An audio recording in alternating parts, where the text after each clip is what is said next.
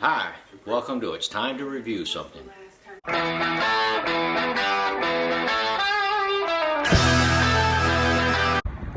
Well, good morning.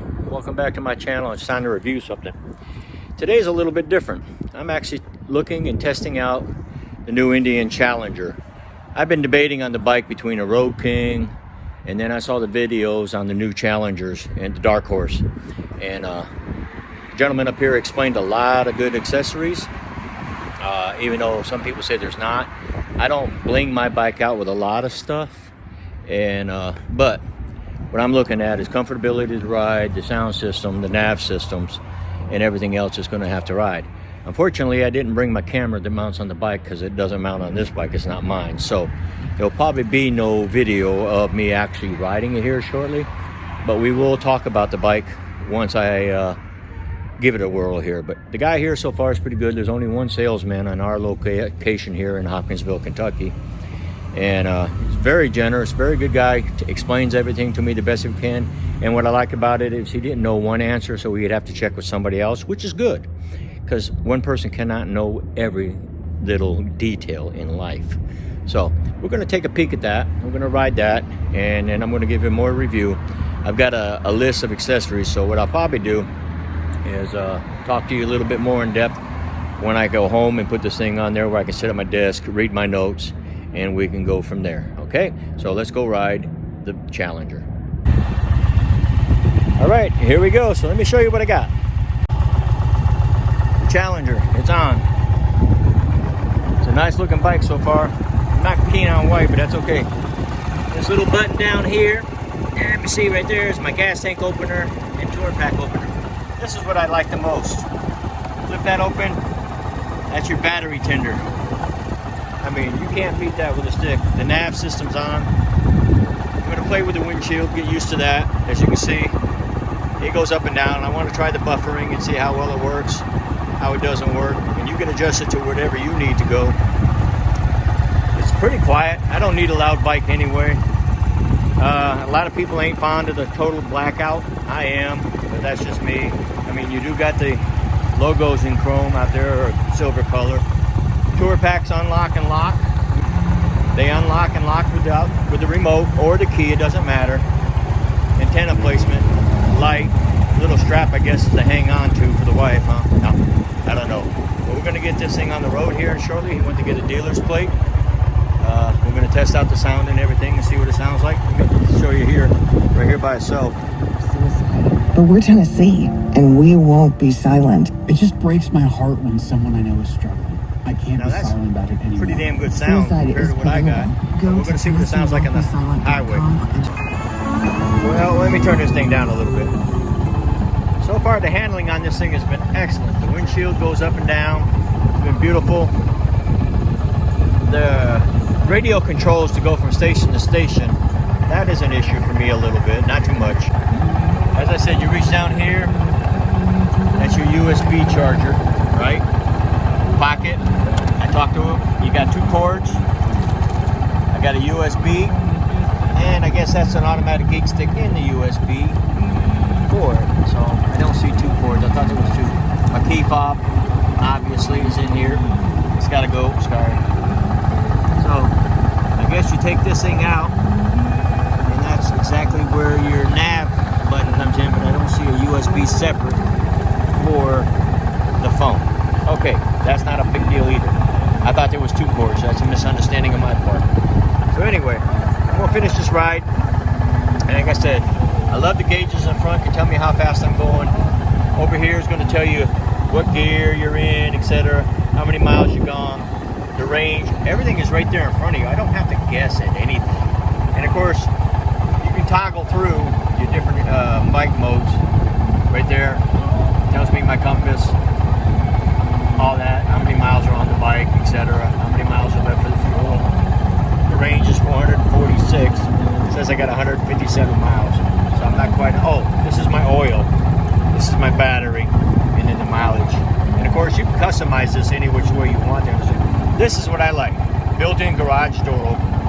Man, that's a blessing. You buy the adapter for it, whatever, you open up your garage. You don't have to dick with it. Like I had to reach in my bag and get mine. So that's a plus. So I'm going to stop here for now, and then I'm going to finish this ride and get the bike back to them. But I want to do a review. I wish I would have worn my camera so I could have showed you the ride, but I can't do that right now, so we'll worry about that at another time, okay? All right, we'll talk to you in a bit. Well, I finished the demo ride. I am very, very impressed with cornering, handling, speed, acceleration, everything.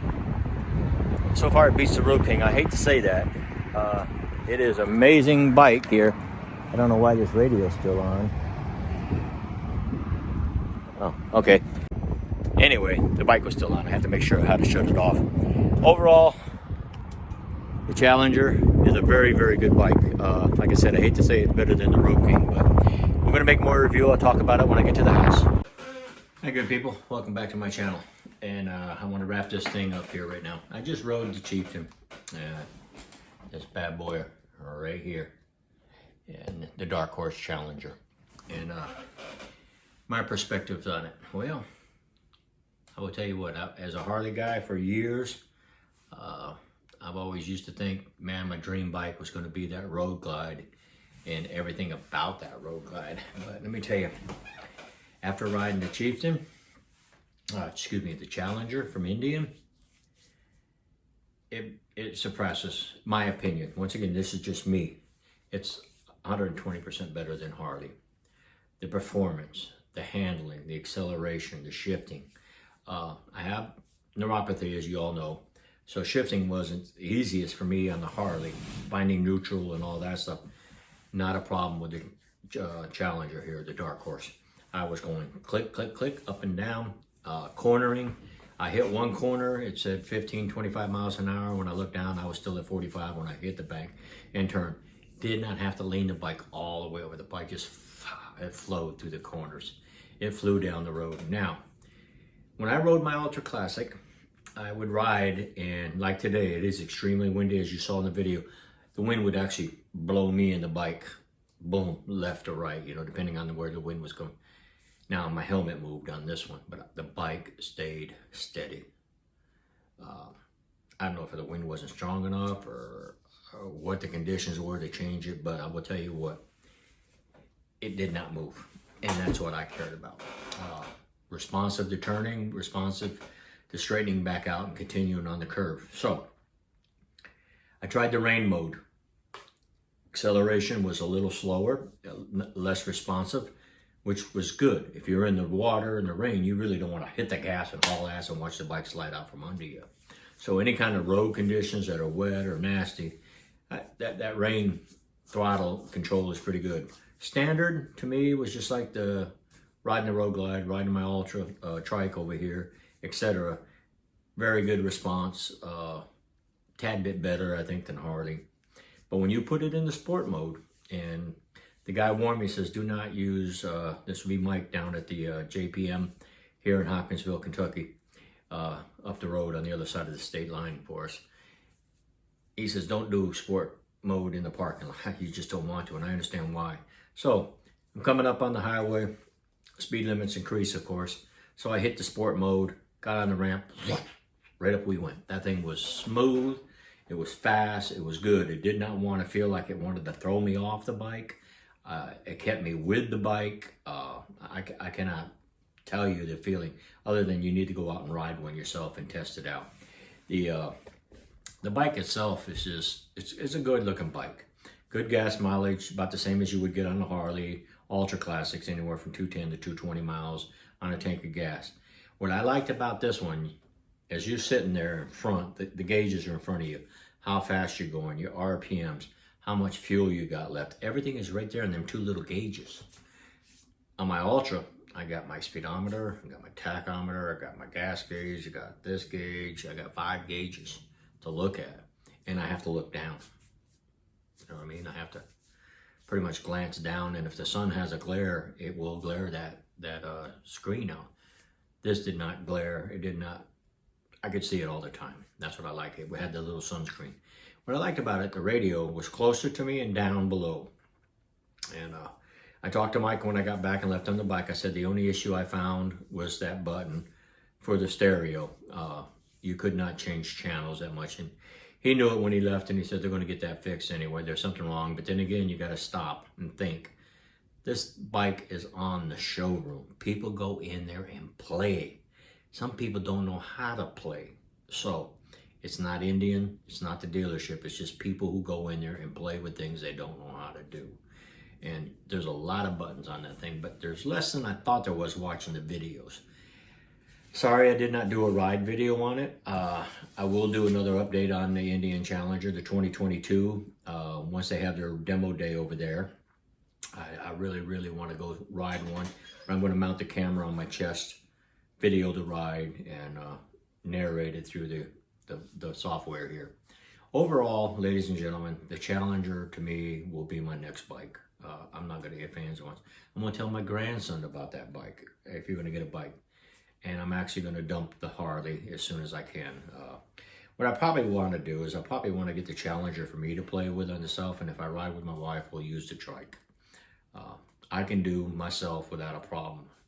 She is not comfortable riding on two wheels with me, and I understand because I have no feeling in my feet.